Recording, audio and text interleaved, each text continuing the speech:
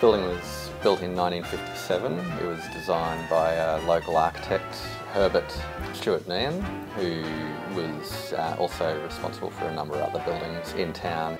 It was custom designed for the purpose of the radio station. It took on the idea of form follows function, so the building kind of was developed around what it needed to do, and then those elements got detailed in particular ways to add more character and interest. It's probably one of the best examples of modernism in Bundaberg, so it has some really iconic classic features that you identify with that era: flat roof, plate glass windows. A lot of these things were only really able to be achieved in that era with technological advancements in materials that hadn't existed before. But it was also a sort of societal and philosophical approach in terms of moving away from the past and away from more kind of traditional building design approaches into something that was seen as modern and futuristic.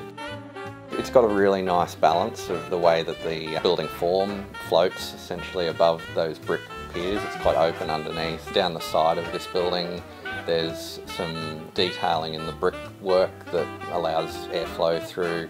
There's also some really interesting details that came out of its use as a recording studio and broadcasting studio. So the room that we're in now, being a recording studio, has some really quite interesting use of angles and sort of wavy ceiling to assist in the acoustics of the room. I think that heritage is not just about the building, it's about the way that the community relates to it. The building, I think it has a really kind of iconic place in Bundaberg's history. Even people who might not be, I suppose, as interested in the architecture as I am, they remember it.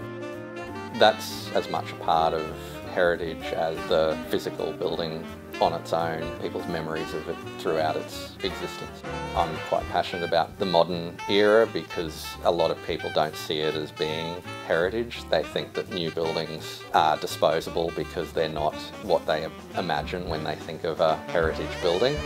Buildings, if they don't get a chance to be old, you never have the opportunity to value them for their importance in their particular era.